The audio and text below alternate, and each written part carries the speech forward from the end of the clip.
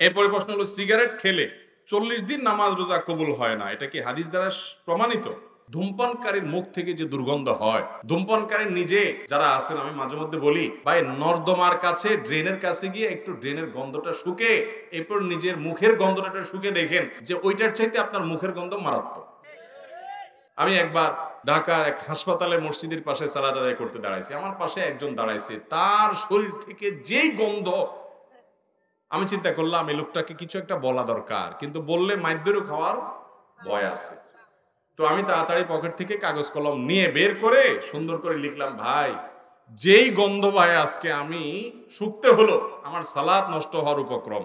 কি সালাত আদায় করছি, মনোযোগ পুরাটা আপনার দুর্গন্ধে আমার দখল করে নিয়ে গেছে। তো আল্লাহর রাস্তায় আল্লাহকে ভয় করেন, এটা আর করেন না। এটা লিখে কাগজটা আমি সাইডে রেখে, সে সালাতের মধ্যে আছে এই অবস্থায় আমি তার সামনে রেখে আইজো দৌড় কাইলো দৌড়, যে আমার দরকার হলো তার নাসিহা করা, মাইদ্যর খাওয়ার তো দরকার নেই।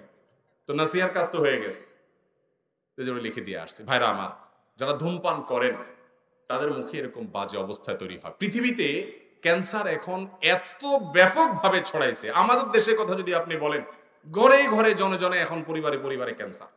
এবং ক্যান্সারের অন্যতম বড় কারণ হলো এই ধূমপান এবং জর্দা। পানের সাথে চাবায়া চাবায়া রকমারি জর্দা খায় না অনেক মুরব্বীরা? ইবনে মাজার একটি বর্ণনা আছে, সেটি হলো যদি কেউ মাদক সেবন করে, মাদক গ্রহণ করে এবং এর ফলশ্রুতিতে সে নেশাগ্রস্ত হয়ে যায়, 40 দিন যাবত তার সালাত কবুল হবে না, ইবাদত কবুল হবে না।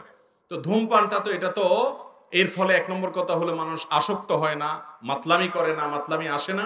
দ্বিতীয় কথা হলো যে ধূমপান এমনিতে নাজায়েজ এবং গুনাহের কথা, সেটা নিয়ে কোনো সন্দেহ নাই।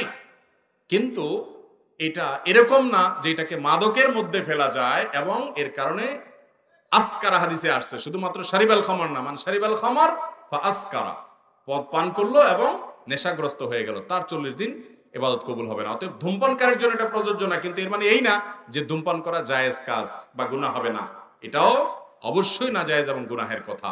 নোংরা একটা জিনিস এই ধূমপান, বিষপান, লেখাই আছে যেটা স্বাস্থ্যের জন্য ক্ষতিকর, তারপর আবার পয়সা দিয়ে কিনে খাই। আল্লাহ তাআলা আমাদেরকে বুঝার তৌফিক দান করুন।